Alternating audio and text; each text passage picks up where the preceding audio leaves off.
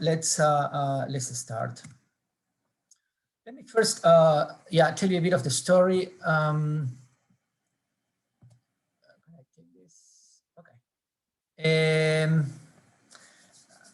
This is a bit of story of the last 2,000 years of humanity, and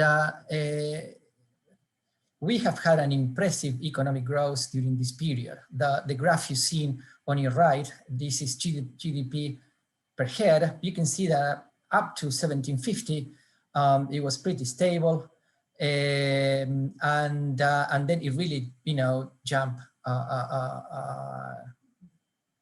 really high.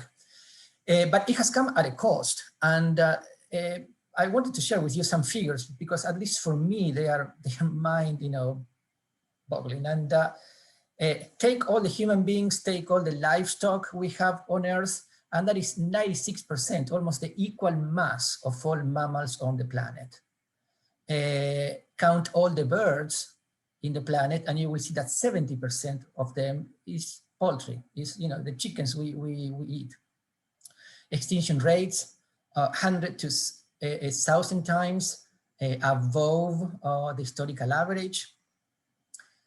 We have transformed natural rivers so much that if you could go now and count, liters of waters that are flowing in natural rivers and those that are in reservoirs, you will find that in reservoirs there are 3 to 6 times more than in rivers now flowing freely. Last time we had this concentration of CO2 in the atmosphere was about 4 million years ago. It was quite a different world. There were trees growing in the South Pole, and water sea levels were about 20 meters higher.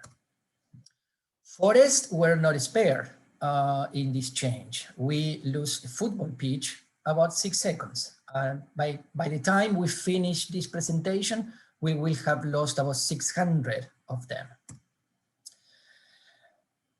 And what you have on the screen now is how deforestation looks in the aggregate. You can see here from 2001 to 2019, and the areas in violet is the areas of forest that have been lost. That arrow you see on the map, that I added that this is something that is worrying us very much, and it is whether the Amazon is at a tipping point of transforming into a savanna. And the reason for that is because water flows from the Atlantic into the Amazon in a sort of east-west direction, but the forest, the Amazon, recycles water about 5 times as it goes westward. So you need the forest in the east to give water to the forest on the west. If you lose that first chunk of forest, then the recycling dynamic is broken. And basically you could lose the whole forest altogether. The impact of deforestation on climate change is huge.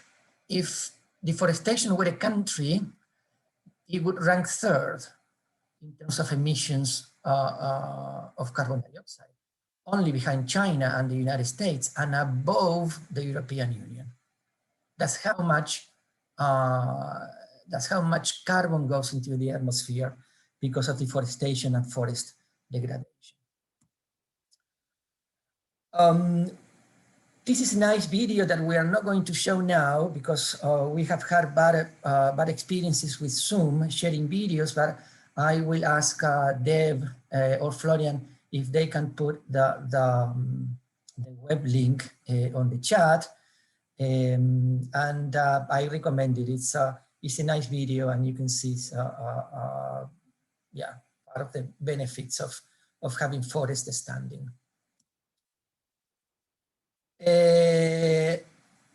Now, forests are really much more than single trees. What you have in an hectare of forest is about bird species of primates.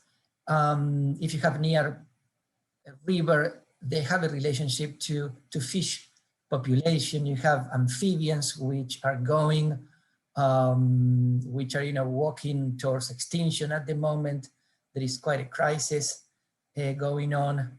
Reptiles. You have 1 billion invertebrates in the soil playing an amazing role in the ecosystem, in forest ecosystems. It's much more, forests are much more than single trees, because in addition to storing carbon on the ground, carbon that you will emit to the atmosphere if you cut that forest, they also serve to remove, to mop about 1/3 of the carbon emissions that we as society are pumping out into the atmosphere. For many people, it's also the living ground. It is the cultural heritage. And they provide, as I was giving in the example of water recycling in the Amazon, a very important array of ecosystem services. More important, or equally important, I put something there at the bottom. If you have a few minutes, this is a reading I recommend. It's just amazing.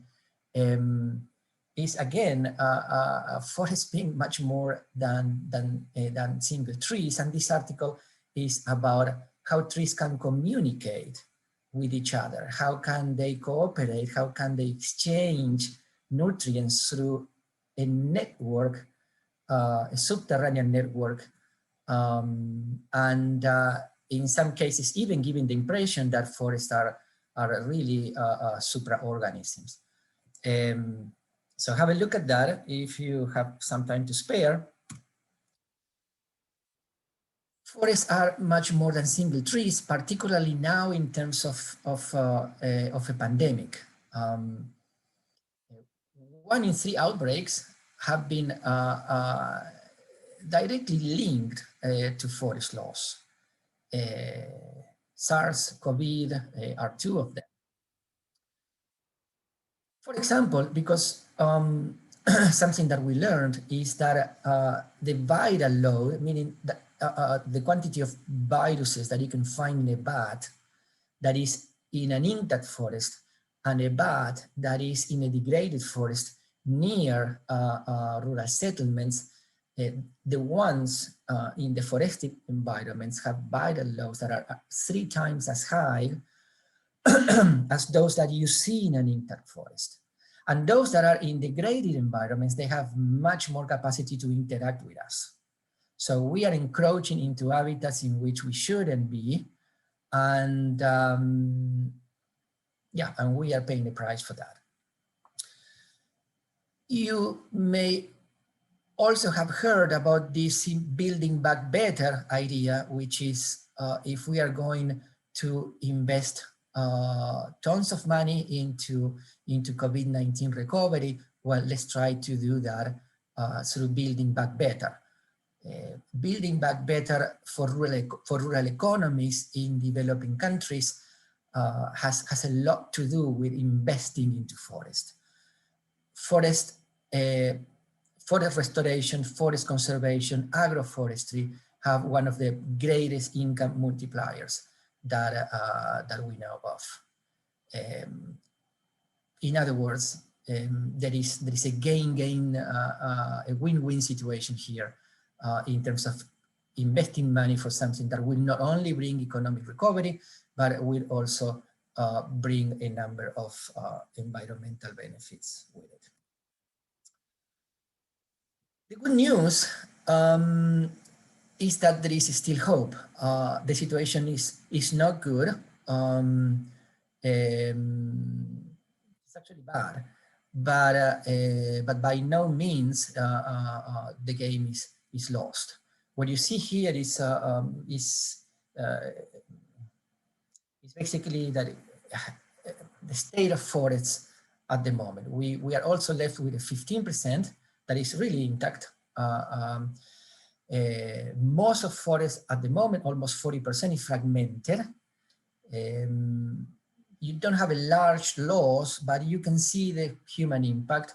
this 40% is the one that is actually the easiest to tackle. Then you have almost a 20% that has been degraded. You can see that the canopy is reduced. That's clear to see even for the untrained eye. And then almost the 30% that has been deforested. It doesn't qualify as forest anymore. For the 15 and the 38%, we concentrate efforts on protection.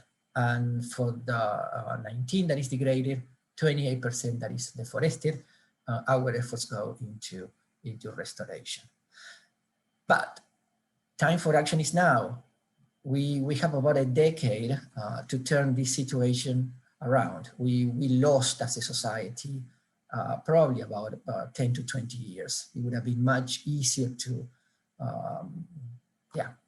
have started 20 years ago. But okay, we are where we are, but we don't have a lot of time. So what to do? And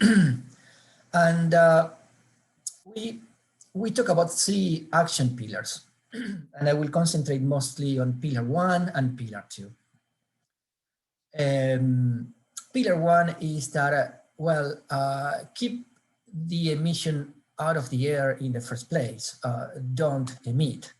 For the energy sector, this means going into renewables. For the forestry sector means do not deforest in the first place. By deforesting, you release instantly a large amount of carbon. For those forests in which the damage is already done, then restore. And by restoring that, you are actually removing carbon from the atmosphere. Remember that a tree, half of it is basically carbon, and that carbon has to come from somewhere. So it actually comes from the air. So restore, and by doing that, remove emissions. The pillar 3, I'm not going to go into that there, but it's basically carbon sequestration and removal underground. That's something that we are going to need, but probably with a bit of luck, it will take 15 to 20 years to have something that can work at scale. What do the action pillars mean for forest? As I was saying, it means that the priority is to avoid the emission in the first place. When we deforest one of these football pitches, if that is coming from tropical forest, we automatically pump into the air about 400 tons of carbon. And it takes really not a long time. It takes about a year. We can go and we can restore that football pitch, but it takes a long time. Forests do not grow very, very fast. And for that forest to store a similar amount of carbon, it will take about 100 years to provide habitat for species of global importance, perhaps a bit less than that, but still within 70 to 80 years. So restoration is something that we do for our grandchildren, but it's not something that we do now for a very short-term response.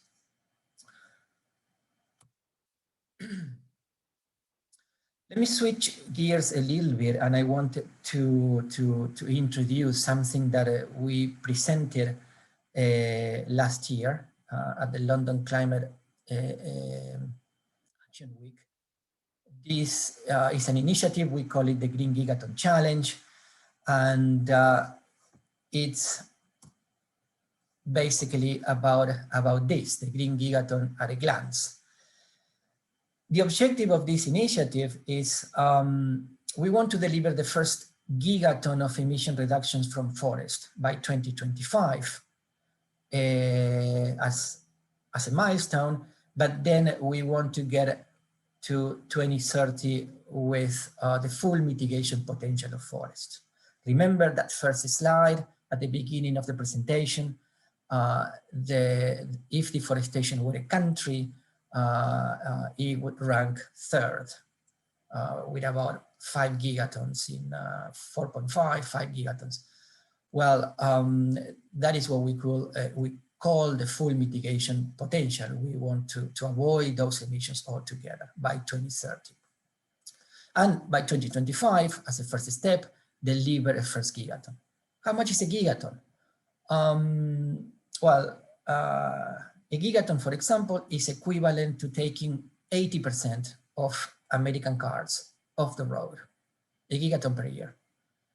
It is about half of what we would need if countries would increase ambitions consistent with the 2-degree target.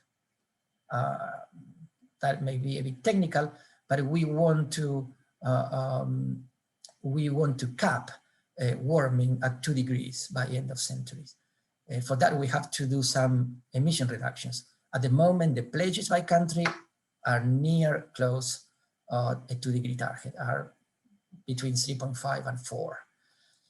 We would need at least, the Green Gigaton Challenge could put about half of that contribution towards a 2-degree target.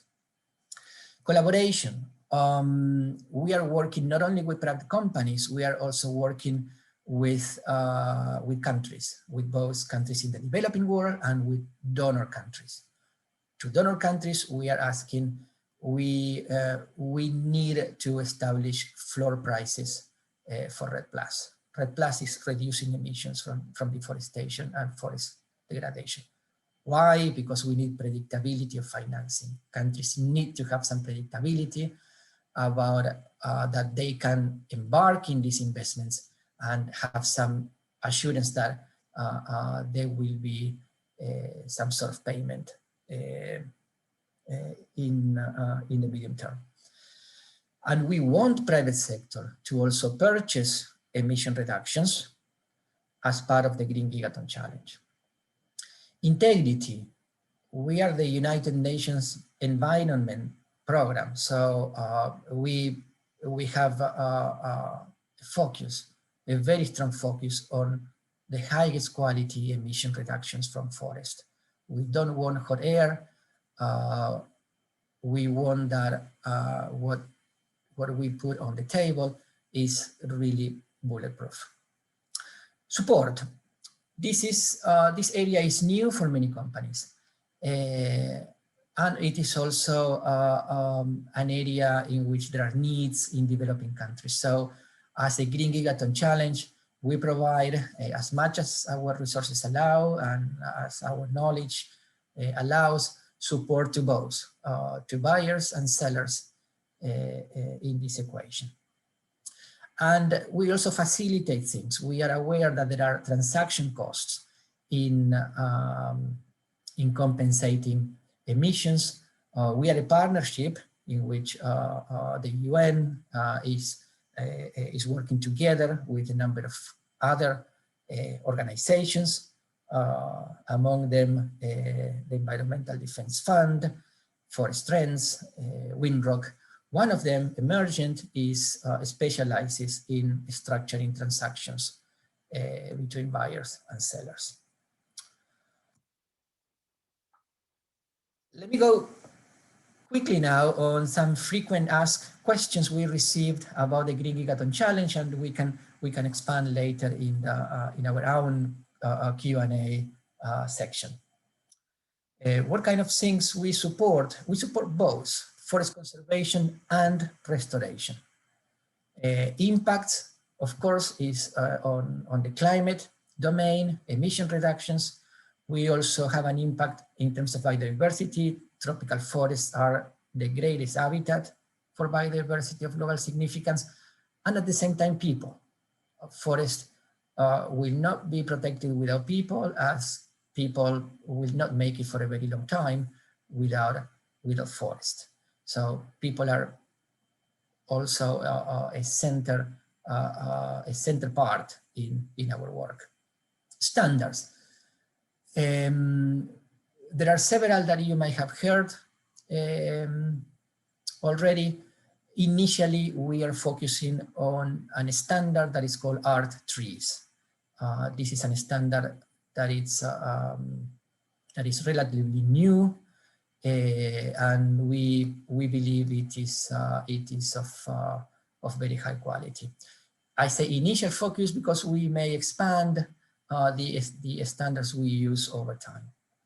Visibility, absolutely. Again, we are the United Nations. We are committed to full transparency, and both for buyers and for sellers. Tracking annual transactions, yes, we are putting in place tracking mechanisms so that there can be a registry in which this information is easily accessible. The mechanism is under development. It will be ready by COP26, November of this year in Glasgow. Do we name companies that participate? Yes, unless the company instructs otherwise, but we prefer that. We promote examples of corporate leadership. We want your company also to be the example for others to follow. And finally, what is there at the bottom, green, the question, a very valid question we hear often is, why should we join?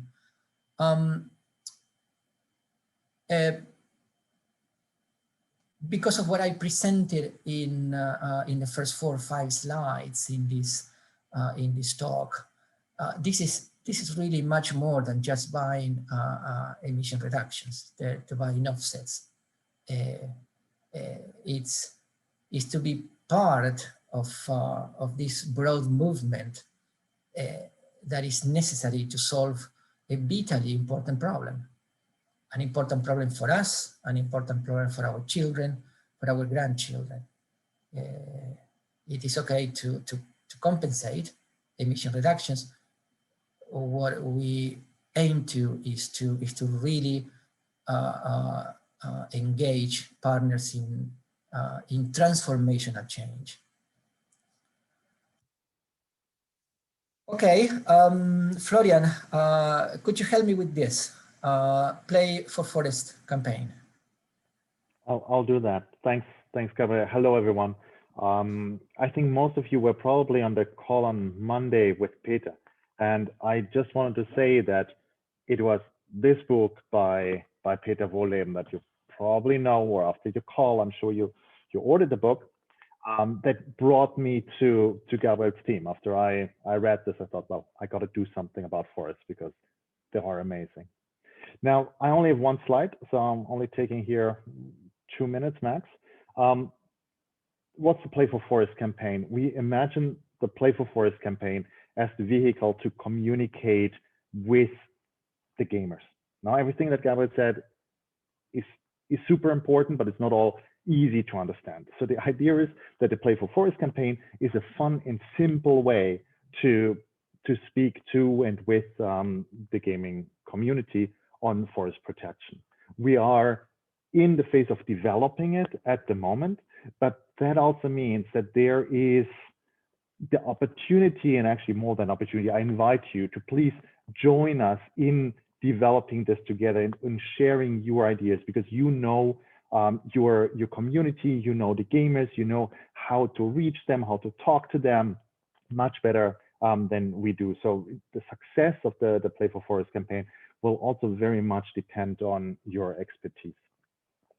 The purpose of the campaign, as it says here in the first bullet point, is to raise awareness about forest as the best line of defense we have against climate change.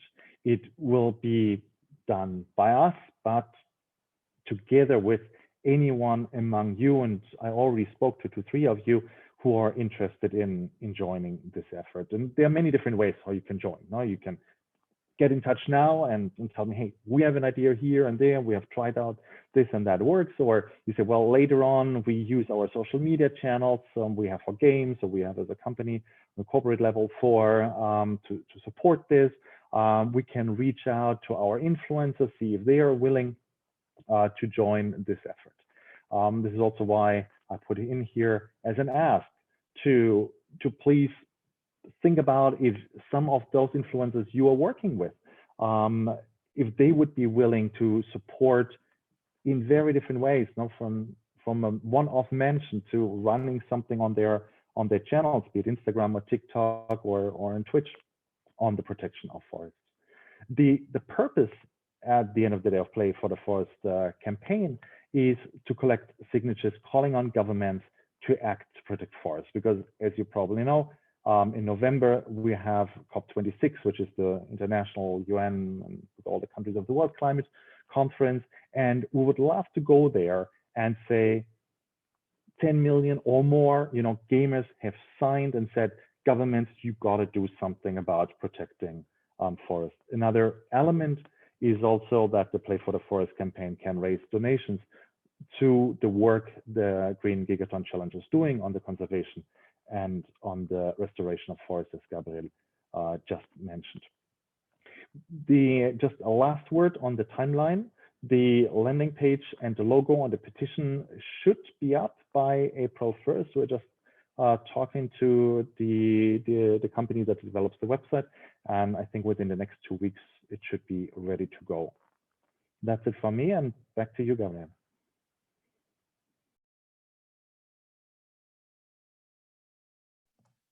Thanks, Florian. Then to wrap up, to summarize on the Green Gigaton Challenge and the Play for Forest, for your jam submission, out of game experience, it could include some kind of behavioral transference, such as pledge, as Florian was saying, player donations, if you feel your community will react well to such a call of action. Nevertheless, these actions are really powerful as we can aggregate and show the collective impact of the work. That's the power of the gaming industry. Also, as mentioned before, for both the GGC, the Green Gigaton Challenge, and the Play for Forest, we have COP26 as a very important milestone. So if your game event were to go live before November, some of the ways to help this work could include, as a company, first, you could communicate to your player community that you as a company are supporting the Green Gigaton Challenge. How to communicate this support? Well, that could be done via in-game or via your social media channels or any other means. We at UNEP will be happy to support on key messaging regarding the most digestible ways to communicate the Green Gigaton Challenge to your community. To players, perhaps nudging your players to sign up for the Play for Forest campaign, which, as Florian was saying, is aiming to get 10 million pledge signatures by COP26. This could primarily be done on social media using the hashtag @Play4Forest. When it comes to harder asks, as I said, maybe the donation element is the main one, whether that be for forest or for oceans. We know that requires a bit of technical and legal setup, and I think we could tackle those things in a different conversation. So I think that with that let me see. Yes, this is the end of the presentation. Dev, back to you.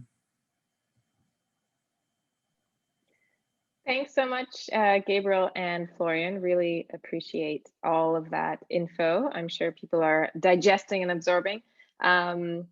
This is the time for questions, so don't be shy. Feel free to either unmute yourselves and just ask as usual, or throw them into the chat.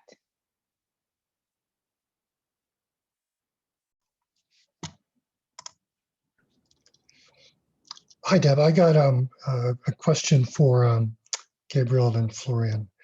Gentlemen, thank you. Thank you for the presentation. So I think, if we look at one of our games we used last year, we could run a live operation really quickly, and I'd be surprised if a lot of the other companies couldn't do the same thing, using that hashtag and getting the petition signed up. I guess the question is that a key deliverable for you? And if so, we could probably move quite quickly.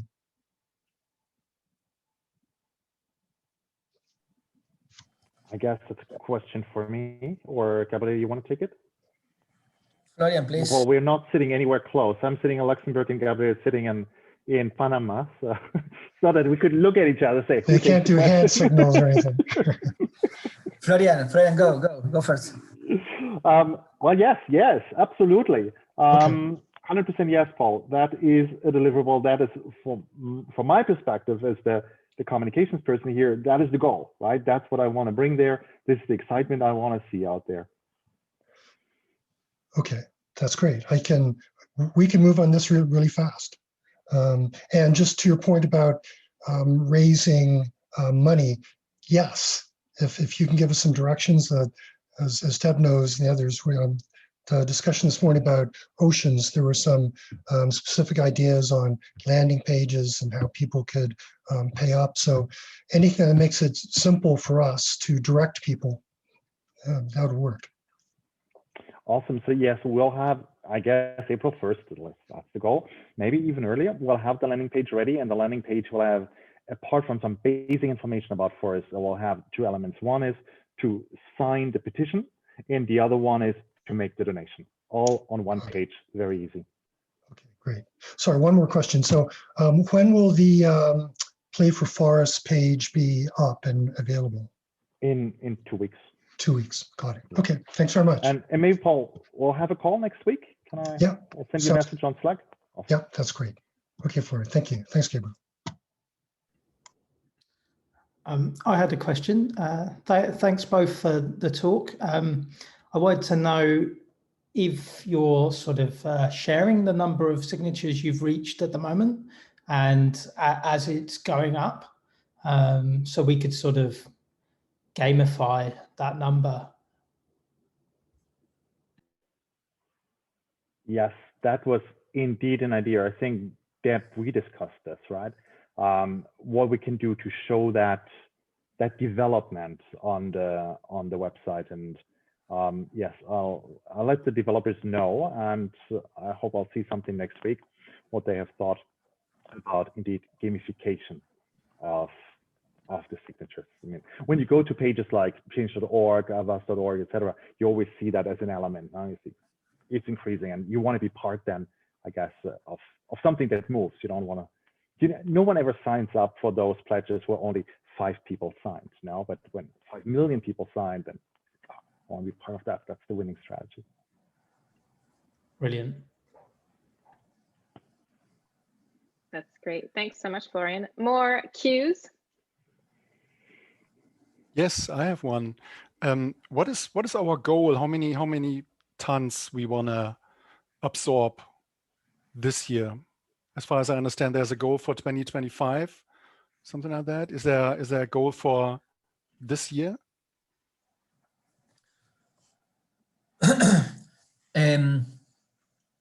That's a good question. For 2025, we must get really to 1 gigaton at least in emission reductions from forests.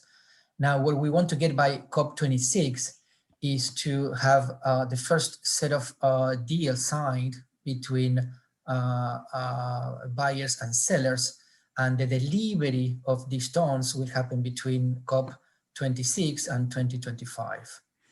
But so in summary, as a first milestone, we want to have the the financial commitments on the table, the deal signed, and the delivery taking place between COP and 2025. And with the money which will be collected, where do you plan to restore or protect forest? What's the most effective area you want to put the money to? The most effective areas to invest the money at the moment are basically tropical forests, and in Latin America, Africa, and Asia Pacific is a tropical belt that is between latitude 23 north and 23 south. Yeah.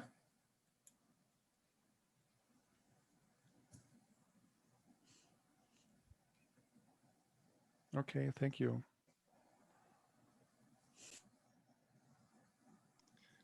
Can I just throw in a random thought here? So I see that the focus is on tropical forests. That makes sense. I can see where the ROI is on that. But thinking back to the presentation earlier this week on Monday about forests, and here in, say, Western Europe, we've pretty well destroyed most of our forests. And our high standard of living is partially a result of that. And I think the argument's been made that we need to make more of an effort, and people will be looking to us to make sacrifices. I'm not sure if there will be sacrifices, but to invest in our own. I'm just wondering if morally there's a benefit to putting more of a focus on cleaning up in our own backyard first before telling people in the tropics what they should do. I'm not criticizing what your strategy is. I'm just kind of saying more. No. That's a good question, and a very valid one.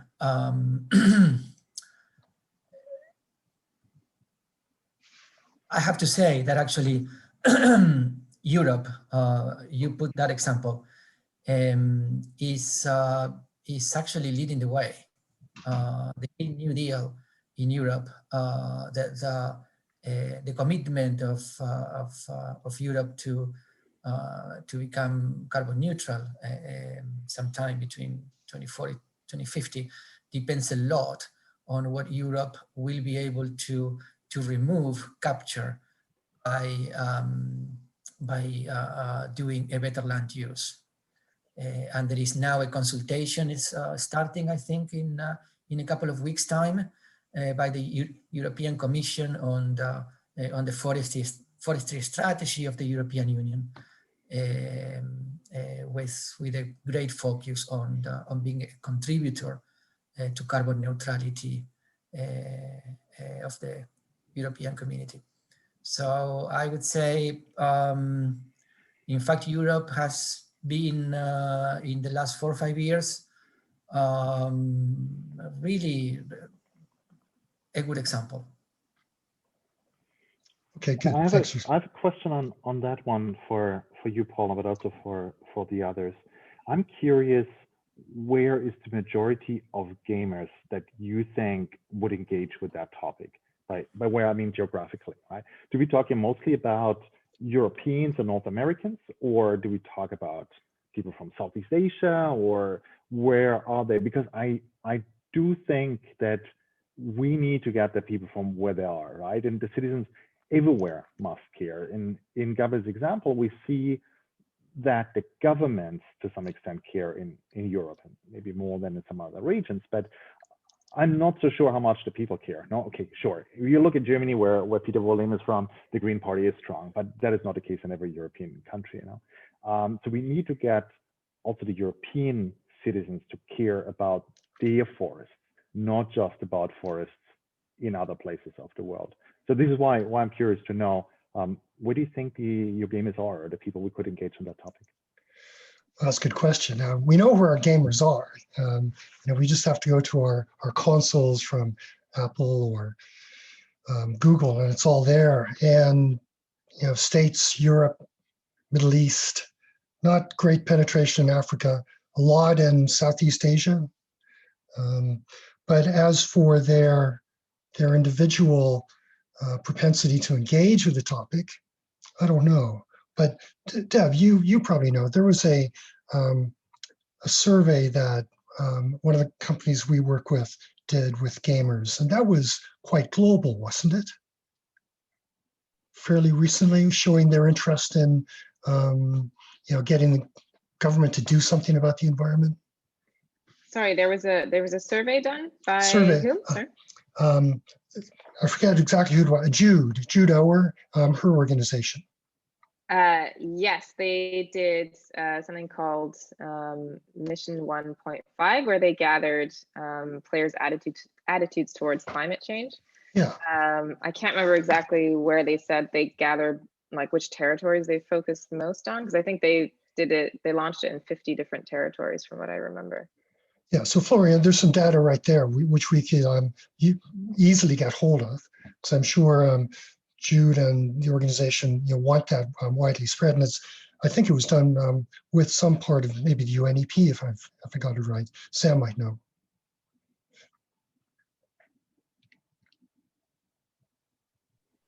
Although as for like player demos, I think each studio would have their own demos of their player base. I know like for Space Ape, we knew where most of our player base was sitting. Like for example, like the US was a big part of our player base. So US, EU, and then sort of other countries came after that.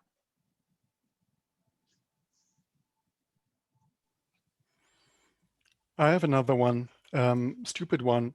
So the numbers you were mentioning, Gabriel, the 6 seconds, every 6 seconds a football field we are losing on forest.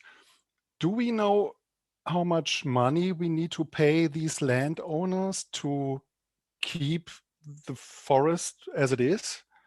Or how much money they make when they cut it down and put a soy field on it next year to feed pigs for Europe? Is there, do you know these numbers, or do we know these numbers? Yeah, we have a fair idea about them. It's depending on the place. It's between $7 and $20 a ton, and it depends how you calculate that. That's a question that I love, because I work on that for a good number of years.